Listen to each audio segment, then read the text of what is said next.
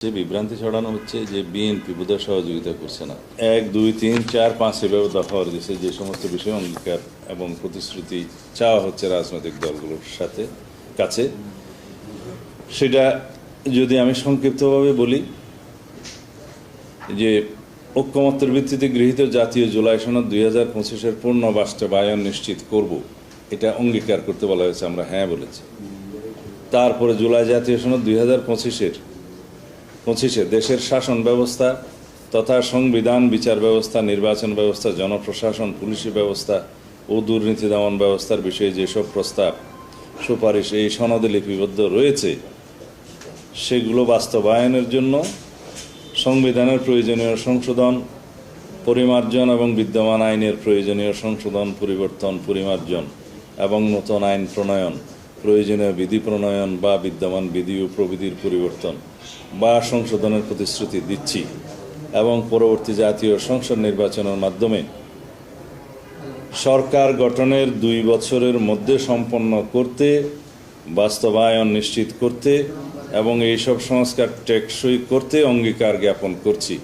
এই প্রস্তাব জাতীয় ঐক্যমত্য কমিশনের আমরা একমত হয়েছি।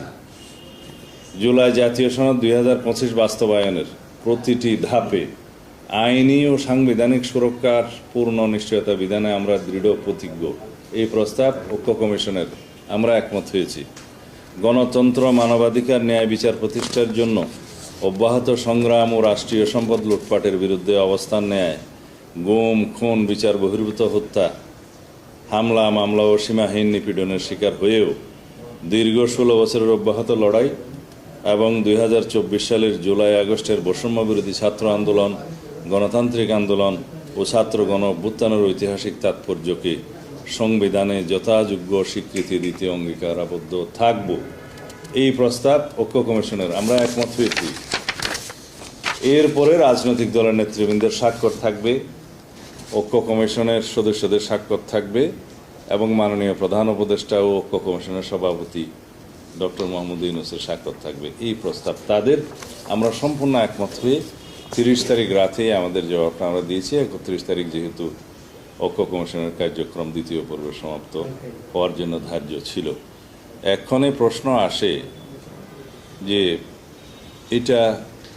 এই প্রতিশ্রুতি এই স্বাক্ষরের মধ্য দিয়েই সীমাবদ্ধ থাকবে নাকি এটা বাস্তবায়নের জন্য আরও অন্য ধাপের আলোচনা হবে।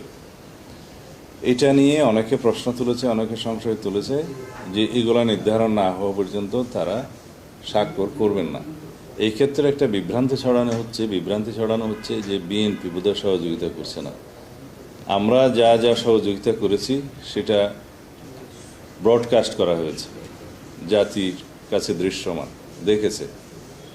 আমরা প্রত্যেক দিন প্রেস ব্রিফিংয়ে আমাদের বক্তব্যের যে ঐক্যমত্য কমিশনের সাথে যে আলোচনা হয়েছে সেটা সরাসরি প্রেসকে জানিয়েছি।